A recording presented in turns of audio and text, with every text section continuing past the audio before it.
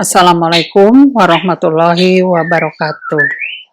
Untuk kali ini, Ibu akan menyampaikan pengantar perkuliahan Bahasa Indonesia. Yang Ibu akan sampaikan pertama, ikhtisar mata kuliah Bahasa Indonesia. Nah, apa itu Bahasa Indonesia? Bahasa Indonesia adalah mata kuliah dasar umum di setiap perguruan tinggi yang wajib diikuti oleh mahasiswa sebagai mata kuliah pengembangan kepribadian atau disebut juga MPK. Hal ini harus sesuai dengan surat keputusan Direktorat Jenderal Pendidikan Tinggi SK Dirjen Dikti, yaitu Departemen Pendidikan Nasional nomor 43 Dikti Garing 2006 tanggal 6 September 2006 tentang rambu-rambu pelaksanaan kelompok mata kuliah pengembangan kepribadian atau MPK di perguruan tinggi. Oleh karena itu, mata kuliah Bahasa Indonesia sebagai MPK yang merumpunkan keterampilan mahasiswa untuk menggunakan bahasa Indonesia secara baik, benar, dan santun. Keterampilan bahasa Indonesia mahasiswa dapat dibina melalui kegiatan menyimak, membaca, berbicara, dan menulis. Mata kuliah Bahasa Indonesia di perguruan tinggi ini dengan keterampilan menulis akademik sebagai rumpunnya. Ya. 1. Materi menyimak dapat dilakukan di dalam kelas ketika terjadi kegiatan belajar mengajar atau bersemuka dengan pengasuh perkuliahan. Berikutnya, materi membaca meliputi membaca pustaka wajib, membaca artikel ilmiah, membaca resensi buku, mengakses informasi melalui internet. Yang ketiganya, materi berbicara meliputi tanya jawab, berdiskusi, presentasi, dan berpidato. Keempat, materi menulis meliputi menulis artikel ilmiah, jurnal ilmiah, seminar, dan pertemuan ilmiah. Lalu, menulis resensi buku, menulis laporan penelitian ilmiah lengkap untuk skripsi, disertasi, penulisan buku, dan menulis surat dinas. Keempat, keterampilan berbahasa Indonesia itu diharapkan 40% teori dan 60% praktik, penerapan, dan latihan. Tujuan kompetensi dasarnya, tujuan umum yang hendak dicapai di dalam perkuliahan Bahasa Indonesia di setiap perguruan tinggi adalah menjadikan mahasiswa sebagai ilmuwan dan profesional yang memiliki sikap bahasa yang positif, setia, bangga, dan sadar kaidah terhadap bahasa Indonesia. Terampil berbahasa Indonesia secara santun, baik, dan benar sebagai sarana pengungkapan gagasan ilmiah.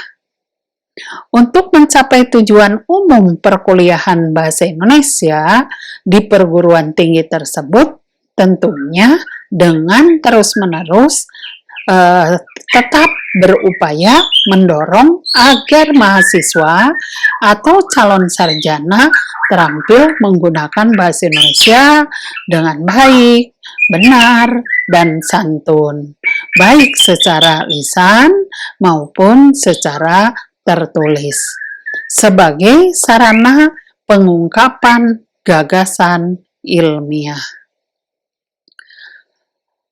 Sikap bahasa yang positif terhadap bahasa Indonesia adalah sikap bahasa yang diwujudkan dengan kesetiaan berbahasa. Nah, apa kesetiaan berbahasa? Yaitu suatu upaya mendorong mahasiswa agar tetap berpegang teguh, memelihara, dan menggunakan bahasa nasional, yaitu bahasa kebangsaan, bahasa Indonesia, dan apabila perlu mencegah adanya pengaruh bahasa asing yang berlebihan.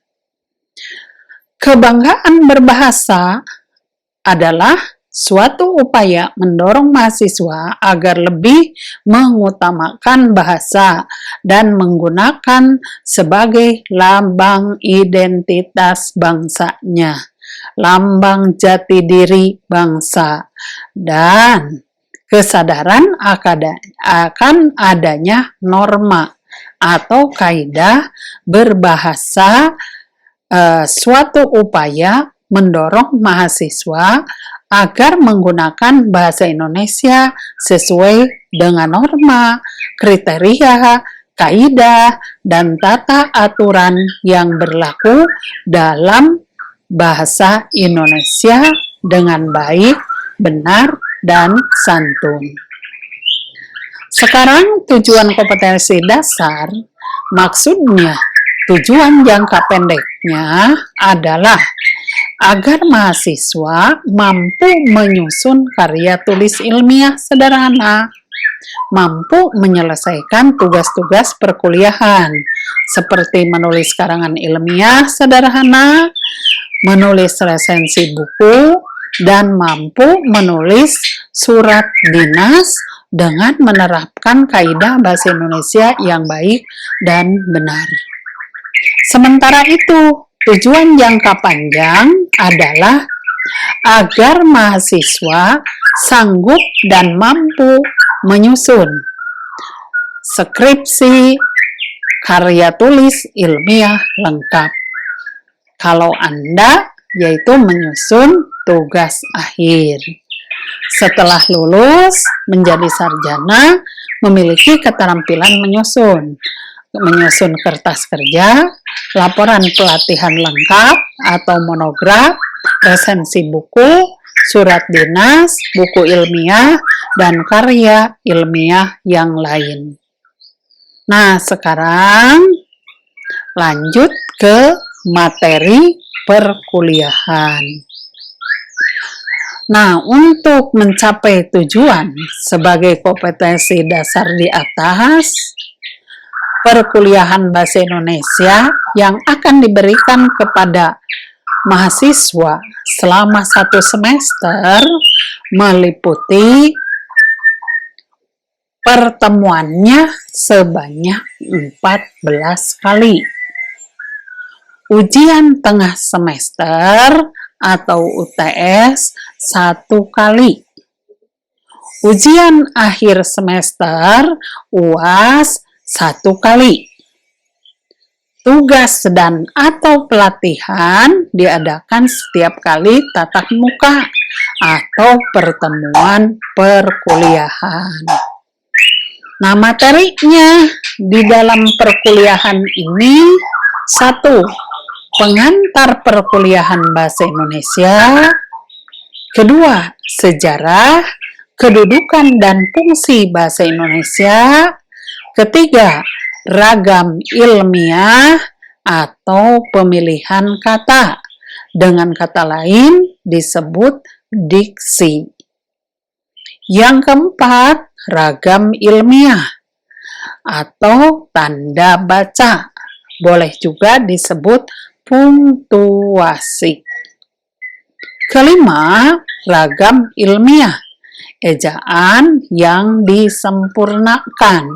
Dengan kata lain disebut EBI, ejaan bahasa Indonesia. 6. ragam ilmiah, kalimat efektif. Berikutnya nomor 7, UTS. Jadi kalian sudah 6 kali pertemuan, yaitu langsung untuk UTS. 8, ragam ilmiahnya, yaitu paragraf. Ke-9, jenis karangan. 10, kalimat, kutipan.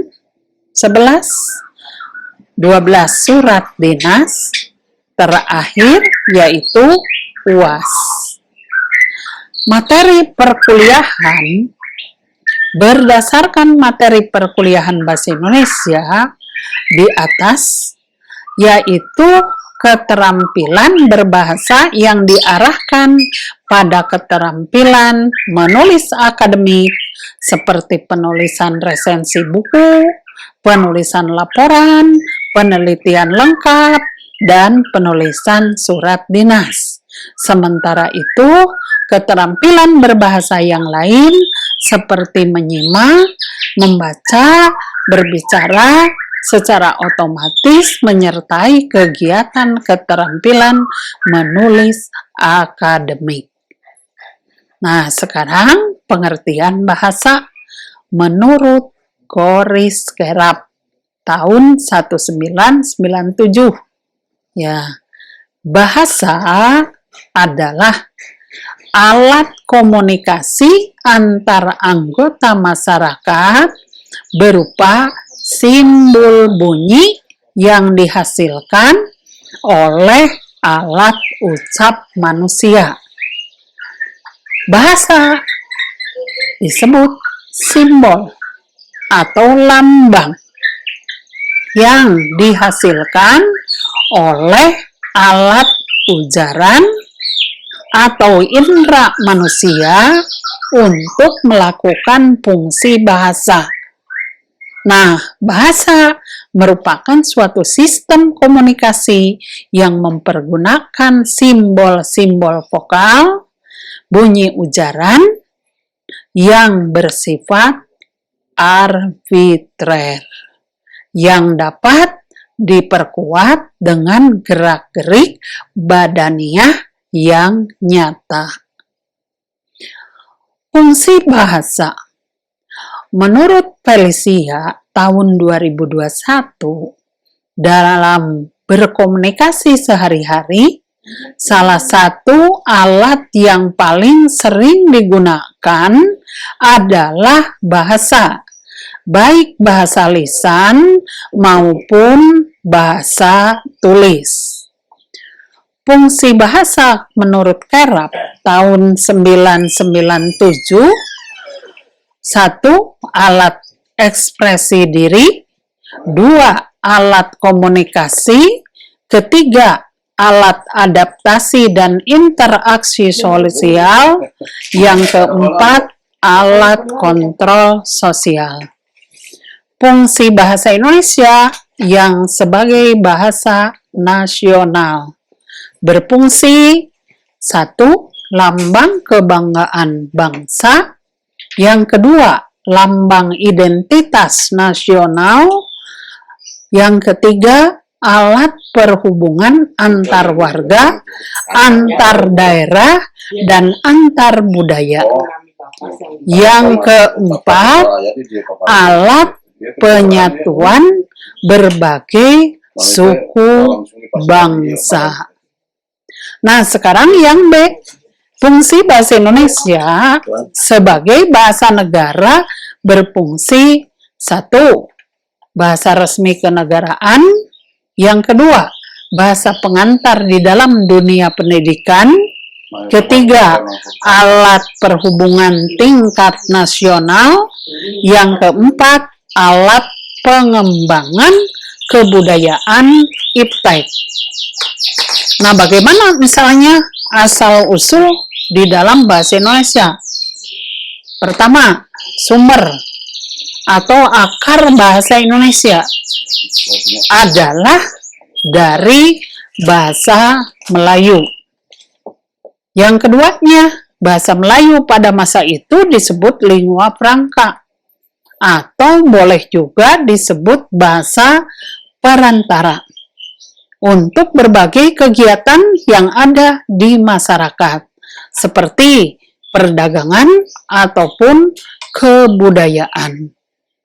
Nah, fungsi utamanya bahasa Melayu yaitu bahasa kebudayaan, bahasa perhubungan, bahasa perdagangan, bahasa resmi kerajaan.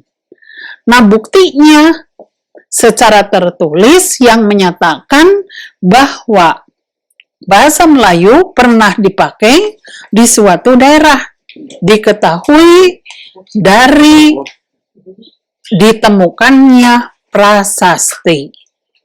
Nah, prasasti pertama ada prasasti Kedukan Bukit di Palembang, yaitu tahun 683 Masehi. Yang kedua, prasasti Talang Tuo Palembang, yaitu tahun 684 Masehi. Prasasti di Kota Kapur, Bangka, tahun 686 Masehi. Berikutnya ada prasasti Karangbrahi, yaitu di Kota Jambi, tahun 668 Masehi. Berikutnya prasasti Gandasuli, yaitu di Kota Magelang, tahun 832 Masehi. Ada juga prasasti di Bogor, yaitu tahun 942 Masehi.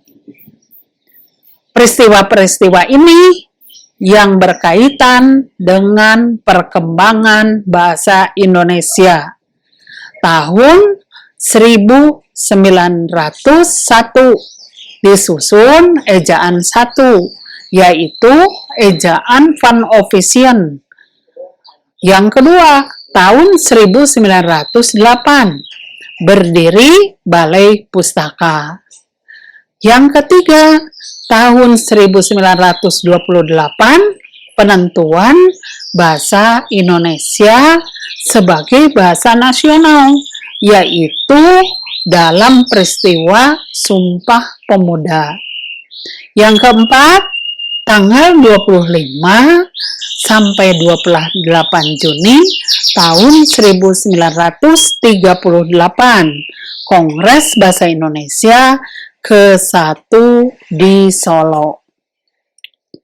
Kelima, tanggal 18 sampai tanggal 18 bulan 8 1945 diakuilah dalam Undang-Undang 45 bab 15 pasal 36 bahwa bahasa Indonesia adalah bahasa negara. Keenam, tanggal 19 Maret tahun 1947 ejaan kedua dibuat menggantikan sebelumnya, yaitu ejaan Suwandi atau disebut juga ejaan Republik.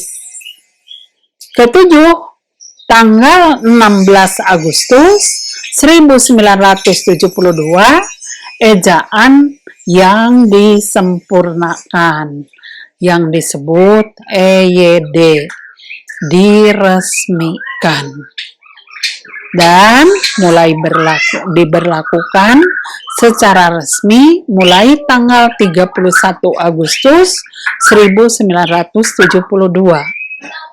Kedelapan, Kongres Bahasa Indonesia ke-6 berhasil membentuk Kamus Besar Bahasa Indonesia, Tata Bahasa, Baku Bahasa Indonesia. Bahasa Indonesia yang baik dan benar. Ada ungkapan seperti, gunakanlah bahasa Indonesia dengan baik dan benar. Nah, bahasa yang baik adalah bahasa yang mempunyai nilai rasa yang tepat dan sesuai dengan situasi sekarang. Nah, di sini lihat ada komunikasi. Nah, komunikasi ini kita lihat ada 5W1H. Sumber. Nah, ada umpan balik kan? Ada sumbernya, terus sumbernya dari mana, pesannya apa, medianya, lalu penerima, kemudian efeknya, lalu umpan balik. Itu biasanya di lingkungan. Berikutnya, bahasa yang benar.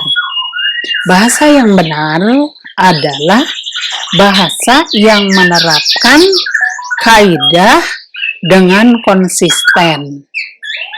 Aspek kaidah yakni peraturan bahasa. Peraturan bahasa ada tata bahasa, pilihan kata, tanda baca, dan ejaan.